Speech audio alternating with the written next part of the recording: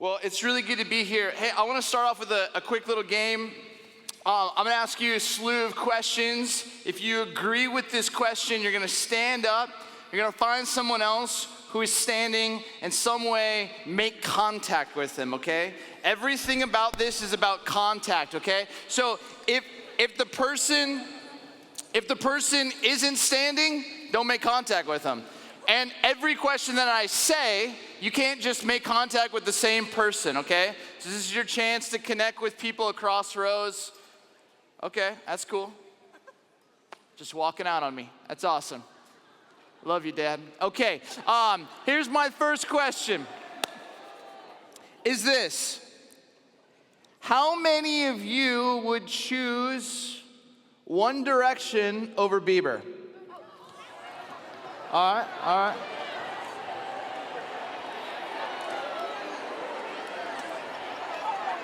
It's a tough question.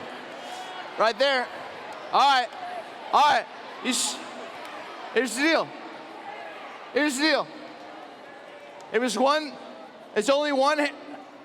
Wow, you're having like a Harry Styles moment. It was just, all right, one question.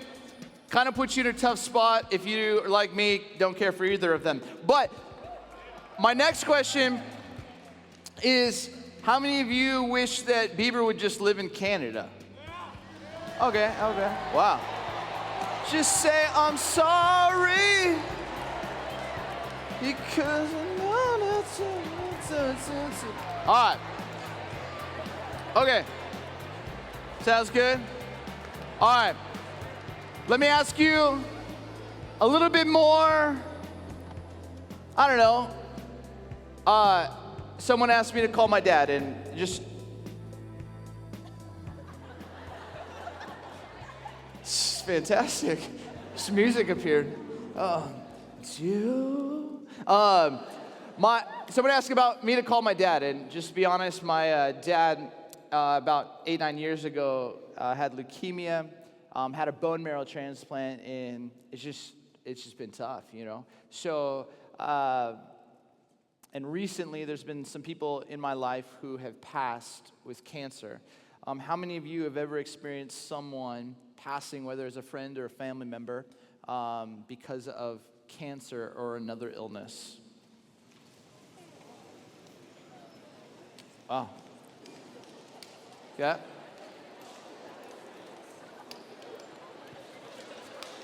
All right, one hand, and you can drop.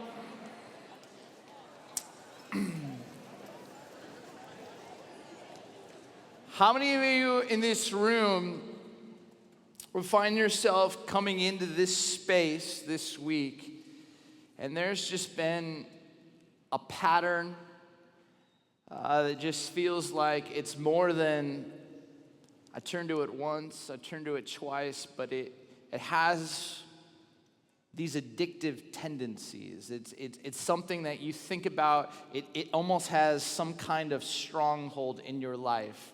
How many of you find yourself walking in today, some area, maybe it's food, identity, maybe it's something else that just is an addiction? Anyone?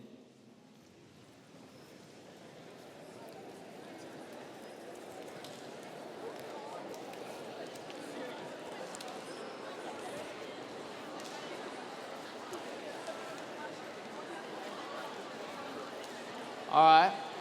Thank you for your honesty. Two more. How many of you, like me, your parents are divorced? Okay.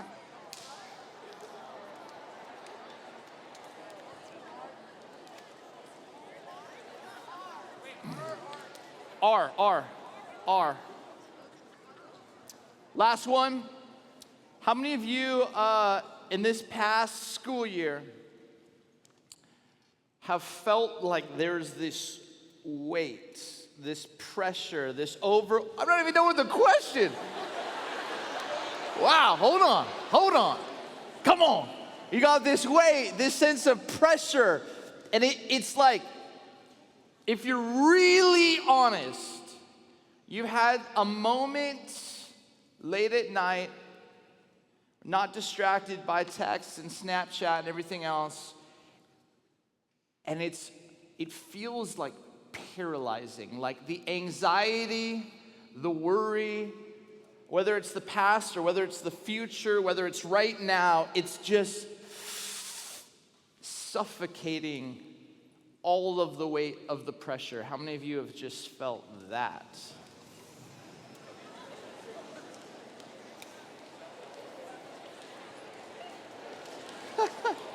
Wow.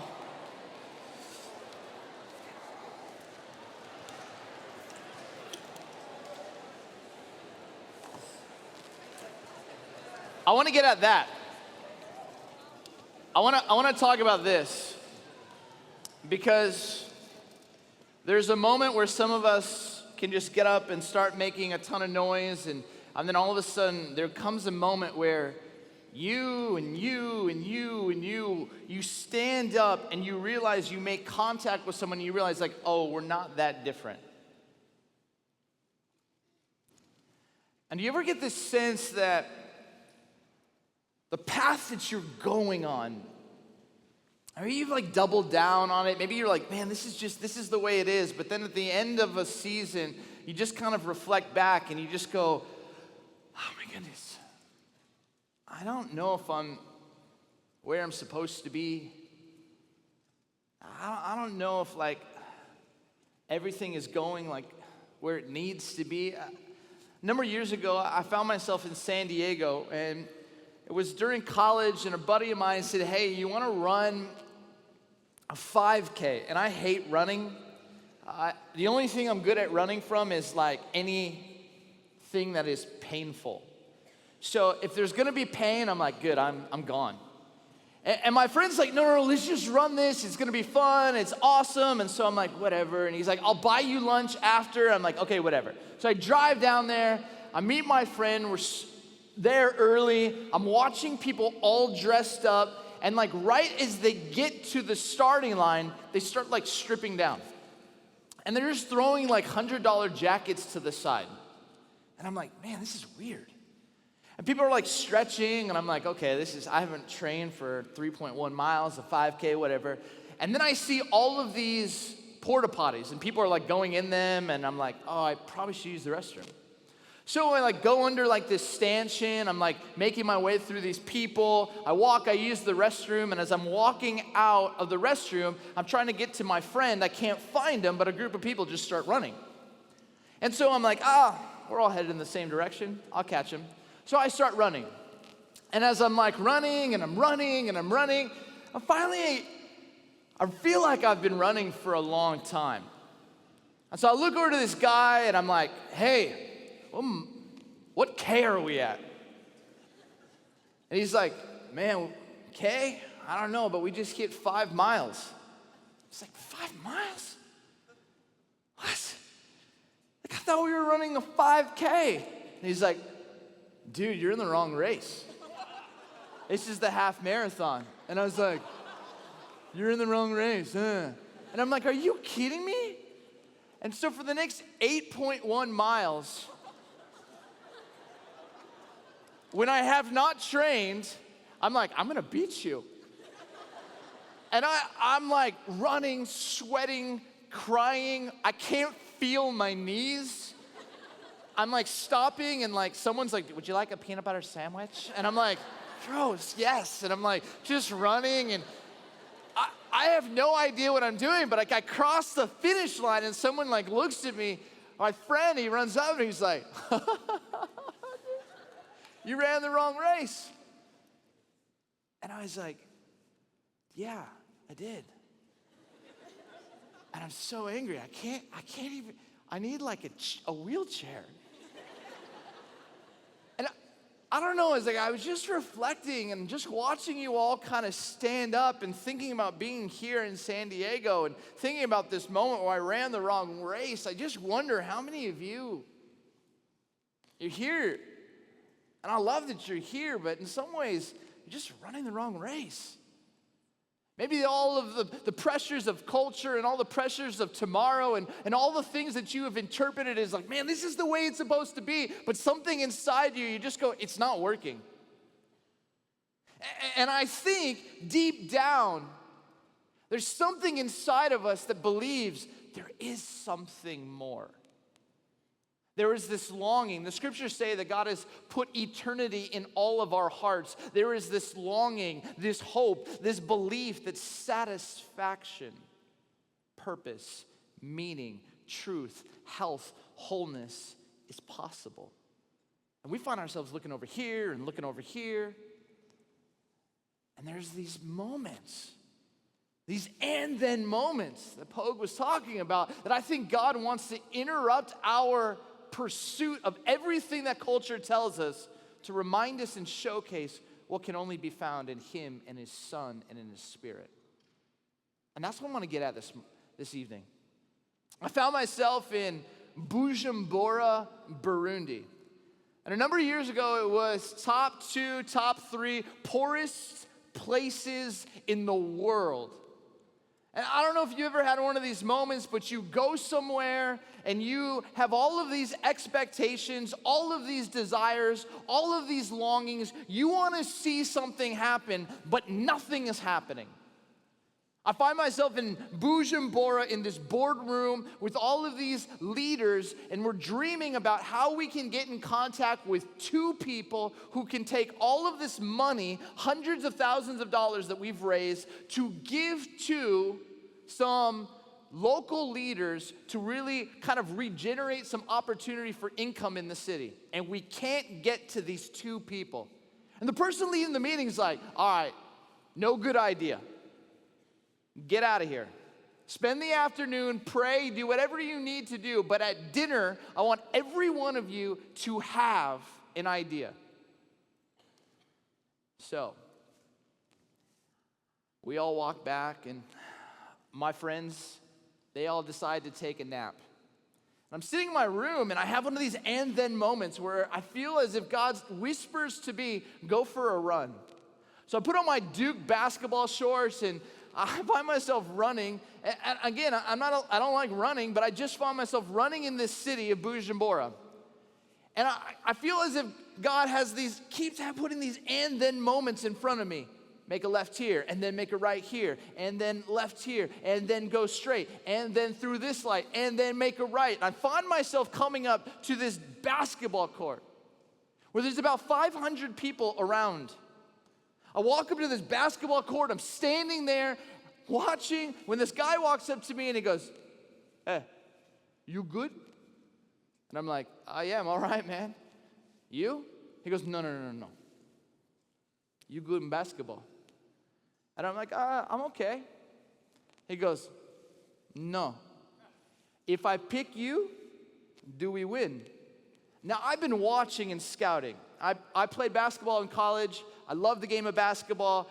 I'm very competitive. I'm a broken human. I will compete with anyone, anytime, anywhere, over anything. This is just a part of me that's very broken. And all of a sudden, this guy says this question, if I choose you, do we win? And I'm like, if you pick me, we definitely win. And he's like, and then the guy goes, hey, you out, you in. And all of a sudden, I'm in the game. And we, over the next 75 minutes, we go 6-0. We win this 6 games, we get done, and they hand us all of this money. And all of a sudden, I'm like, I didn't know I joined the Burundi Basketball Association. And then this guy looks at me and goes, you, tomorrow, championship game, be here. And I'm like, I don't know if I can. Why not? Because I'm here trying to give resources to 2 local leaders who won't return our emails. Who are they? I named the names.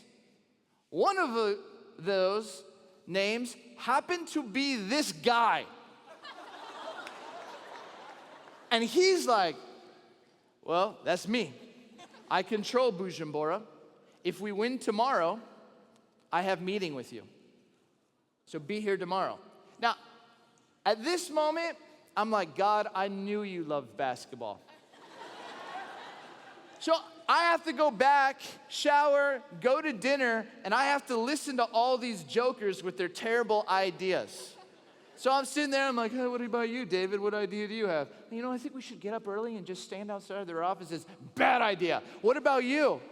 What about you? And they go around. Finally it comes to me, and I go, I think we should play basketball. And everyone's like, okay, Carter. And I'm like, no, seriously. I met this guy. If we win tomorrow, he'll take a meeting. And we won. God ends up creating this meeting. All these resources go to these people. And I'm like, these are these and then stories. And I've got tons of them of how I thought one thing and then God shows up and then God does something and then God gives me purpose and then God actually does something through this broken guy. And I want to tell you that God wants to do that for you. And I don't know where you come into this room tonight. Some of you, maybe you grew up in such an incredible church like Saddleback. Maybe for some of you, you were invited by a friend and you've never been to Saddleback except when you got dropped off in the parking lot. Maybe for some of you, you have questions about God. Maybe for some of you, you're here because your parents made you come. Maybe you're here, you've pushed God away. But I want to tell you, I believe that every one of you in this room this week can have an and then moment. And I want you to see through the scriptures this person by the name of Simon who, as Pogue talked about, was just spoke whatever he thought, did what his heart felt, just chased and ran and wanted to be something like so many of us in this room. And he had this encounter. His mother-in-law was sick. And in Luke chapter 4, it's the first time that we ever learn about Simon. His mother-in-law is sick, and Jesus has just got done teaching. He shows up, and he basically sees this woman who has this high fever, leans over to her. She gets healed, gets up. Everyone thinks she's dying, gets up and starts serving the house. And Jesus keeps teaching. And in Luke chapter 5, you have a Bible, turn with me there. I want to walk through 11 verses. But just to kind of start this journey for you to get this understanding of Simon and get this picture of how you can have an and then moment. And maybe it's going to happen tonight. In verse 1, chapter 5, Matthew, Mark, Luke, it's the third book of the New Testament. It says this: one day as Jesus was standing by the lake of Gennesaret, the people were crowding around him. It's like Saddleback worship. And listening to the word of God, he saw at the water's edge 2 boats, the one belonging to Simon, and asked him to put out a little from shore. Then he sat down and taught the people from the boat. So let me just get this straight. He's teaching, people are crowding up. He looks up, he sees 2 boats. The people who own these boats are actually washing their nets. They had been fishing all day. And all of a sudden, he recognizes that one of the boats is owned by Simon, the guy who he just healed his mother-in-law. And he goes into this boat. He just basically says, hey, can I just push a little bit from shore? Now, real quick, I just got to stop here and say that there's 2 boats. One boat, I wonder if Jesus asked. We don't know. It's not necessarily in the scriptures. And what if the person just said, no, I'm washing my nets. I've already been out. Simon, he's washing his nets, but he's like, oh, man, you healed my mother-in-law. I should probably let you get in the boat. They end up going out into water. Verse 4, when he had finished speaking, Jesus had finished speaking, he said to Simon, put out into deep water and let down the nets for a catch. Verse 5, Simon answered, and look at this first word, Master. We've worked hard all night and haven't caught anything. But because you say so, I will let down the nets. When they had done so, they caught such a large number of fish that their nets began to break. So they signaled to their partners in the other boat to come and help them. And they came to and filled both boats so full that they began to sink. Now just think about this. They've been fishing all night. They're tired. They washed the nets. Jesus goes, guys, just one more time. Just throw it out for me. And all of a sudden, just a swarm of fish. And all of a sudden, as they start pulling it up, the boat's just beginning to sink. They signal to another boat that's already got done washing their nets. They pull out all those nets. All they can see is the money of what those fish will be. They go out there, they take even more of the fish, put it into their boats. And watch Simon's response. When Simon Peter saw this, he fell at Jesus' knees and said, "Go away from me, Lord. I'm a sinful man." For he and all his companions were astonished at the catch of fish they had taken. And so were James and John, the sons of Zebedee, Simon's partners. Then Jesus said to Simon, "Don't be afraid. From now on, you will fish for people." So they pulled their boats up on the shore, left everything, and followed him. I watched this story, and I get this sense that Simon's just kind of throwing his nets in, not really expecting anything. And then is taken back. He has this and then moment. Fish show up, and just as if, I imagine his mind going, "Man, you just healed my mother-in-law. Now you've just provided fish. We were doing it our way. We understand this lake. We've been working it since we were kids, and you just walk in and you tell us to do this. And there's more fish than we've ever caught before." And Simon Peter falls to the ground. He gets on his knees, and he goes from calling Jesus Master to calling him Lord. And that's such a big difference. Not just like master in respect. It'd be like us calling someone Mr. or Mrs. But now it's Lord. Like you are an authority. You have purpose. You have status. You are somebody. And then he says, Lord, go away from me. Like I'm not worthy to be in your presence. I read that this week in preparation for this talk, and I found myself wondering how many of you in this room feel that? How many of you are like here, but in some ways you've got a wall up to God because you're kind of like, go away from me. I don't think you would ever really accept me. I don't really think that you would ever want me in your story. I don't really think I actually fit in your creative plan. And Simon Peter's so honest. He's like, get away from me, Lord. And he says, I'm a sinner. I'm someone who has done things, seen things, participated in stuff. I have made myself so less than what God intended me to be. You wouldn't want me. Any of you feel that tonight? Any of you feel like, I just feel like God is far away?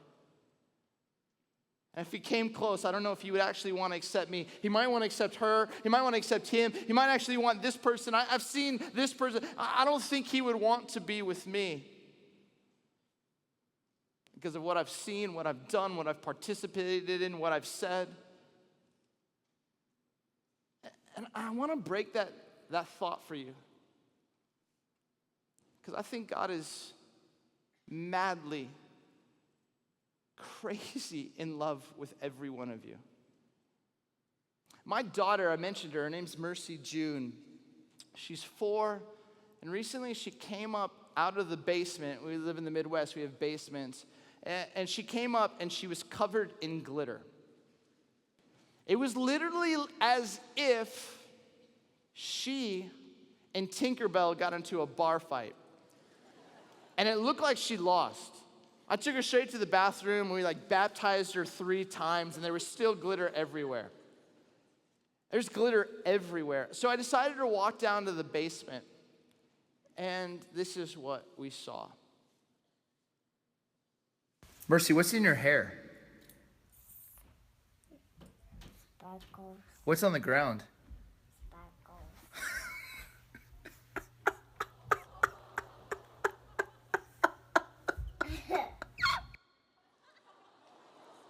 Okay, my dog walks down, sees it, rolls in it. If you go to our house, there is glitter everywhere. Before I leave the house, I have to be like, seriously, is there anywhere on me? And I'm picking it off. There's glitter on our walls, glitter on our kitchen. There's glitter everywhere. And if you watch that video again, you see a 4-year-old, and I'm just asking her a question. Hey, Mercy, what's in your hair? Sparkles? Hey, Mercy, what's on the ground? Sparkles. At 4 years old, she knows what shame is. At 4 years old, she knows I've messed up. At 4 years old, she knows, oh my goodness, I'm not good enough. At 4 years old, you see her shrinking and wanting to pull herself away. And as I'm watching and videotaping this, there's something inside me going, oh, how does she already know this? And I know for some of you here, that's how you live your life, just shrunk. Not feeling like you're enough. Finding yourself just saying, get away from me, God. I'm not good enough. I've just put sparkles and sin and brokenness everywhere. And if you hear that video, as I start to laugh, and I start to laugh some more, then she all of a sudden starts to laugh. And I want you to understand something. God does not expect any of you in this room to be perfect. He expects you to be honest and human. And he wants you to have an encounter with his son. And for some of you, find yourself in the wrong race. And for some of you, find yourself weighted down with pressure. For some of you, find yourself just with a wall up saying, man, there can't be any such thing as God. There's no Jesus. What are you talking about? And C.S. Lewis, one of my favorite writers, said, you know what? There's a great trilemma, and Simon wrestles with this. You're going to learn more about this week, but he has a decision to make. Who is this man in front of me that heals my mother-in-law, that can actually tell me to throw out my nets and more fish show up? Who is this man? And C.S. Lewis says every one of us has to make that decision. We have to answer the question of who this man is. He's either Lord, which it demands our allegiance, our attention, our focus. He needs and ought to be first place in our life, or he's a liar. Just, you read his teachings and you go, liar. Not true. Or he's a lunatic. And doesn't demand us following him, doesn't demand us wanting to chase after him. But every one of us in this life must make the decision and the delineation, is Jesus Lord? And if he is, then it means some things. Is he a liar? It means some things. Or is he a lunatic? And you can't kind of just say Lord, but not give him your life. And every one of us has to wrestle with this. And some of you know this story, if you remember from last year, but my whole life was transformed because 2 juniors in high school took me under their wing. I didn't know Jesus. I had no understanding of who this man was. I didn't grow up in a Christian home. Honestly, we went to the horse track for Easter, a Hollywood racetrack. I learned how to bet on horses. And then all of a sudden, I see these guys, these juniors in high school, and they're funny. They play sports. They're just amazing guys. There's something different about them. I find myself just so drawn to them. And one day after playing basketball outside, they walk up to me, and I'm a little bit nervous. And then one of them, Dominic, their names are Dominic and Nathan, but they went by the word dominate, which is just awesome to me. And Dominic walks up to me and goes, hey, Carter. And I didn't know he even knew who I was because I'm in 7th grade, and why would an 11th grade junior talk to a 7th grader? It's got to be an and then God moment. And then all of a sudden, Dominic looks at me and goes, hey, Carter, do you want to learn how to dominate life? And to this day, it was the most honest, profound question. And these 2 guys took me under their wing, and it changed everything. Within a number of years, my mom gets baptized. Within a number of years, my dad gets baptized, and everything transforms in their life. And I back it up to this one moment where one guy hears this prompting from God, I should go talk to that kid. And it changed everything. And I want you to understand something.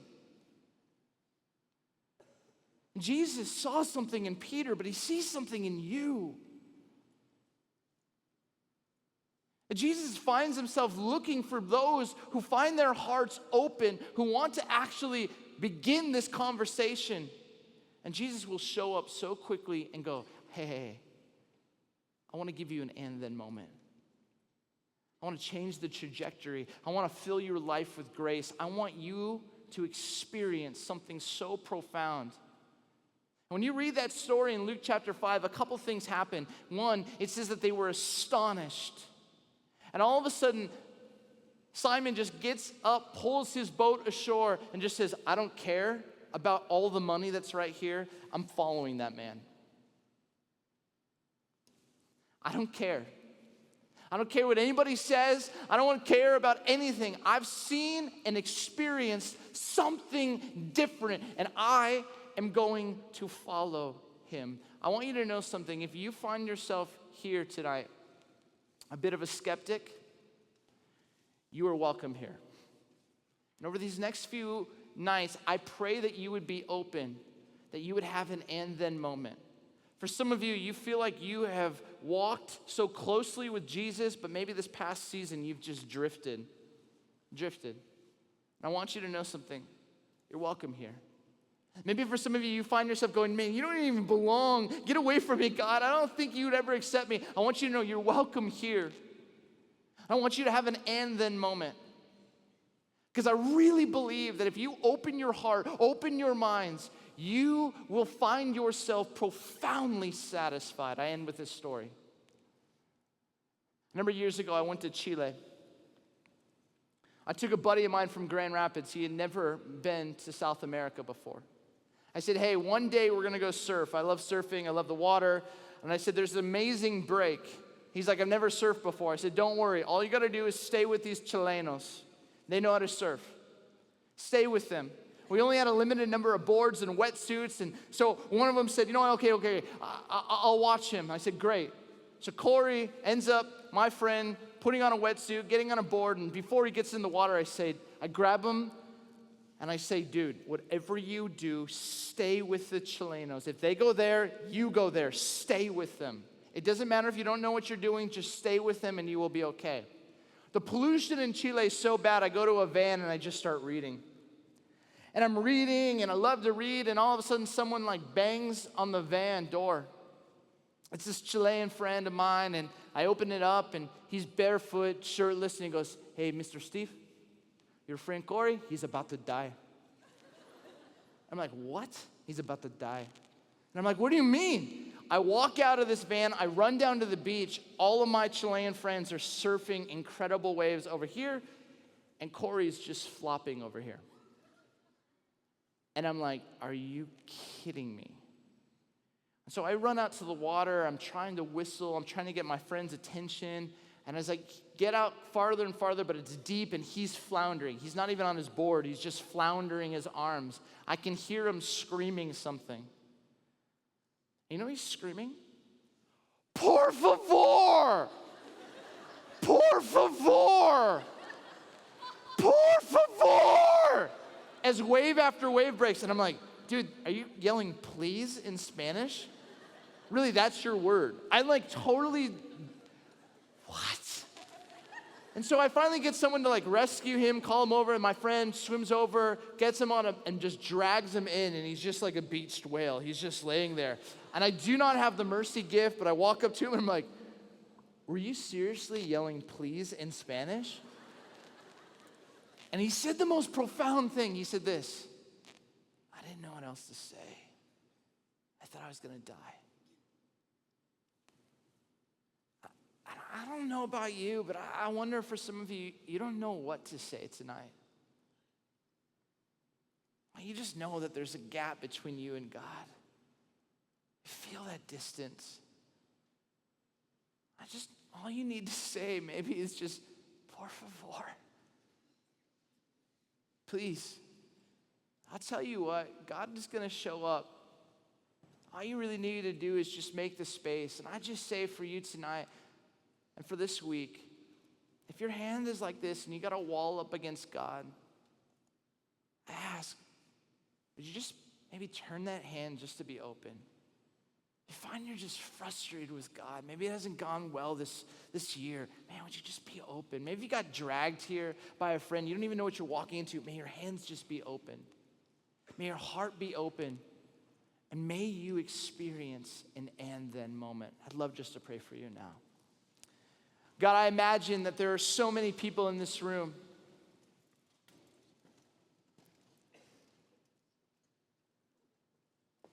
that have just felt the weight of a heavy season. And God, I pray that just even as we read Luke 5 and how you just sought out Simon, you saw what his life could be. I pray that every one of these students, every one of these leaders, every one of these image bearers, wherever they are in this spiritual journey with you, I pray that they would experience you seeing them. Maybe it happens in a conversation with their small groups. Maybe it happens in a moment where they're just sharing honestly and some time with you. Maybe it happens during a worship moment. Maybe it happens through a conversation over a meal. But God, I pray that they would have an encounter, an and then moment with you. May walls come down. May hearts be open. May lives be changed. May grace fill the hearts, the minds, and the stories of every person in this room. And may this room at the end of the week be filled with people who have truly said yes to what you want to do in their life. I pray that there would be a surrender of control this week. I pray that there would be a release of guilt and shame in this room, and I pray that there would be freedom. And God, I promise we would give you all the glory. And everyone said,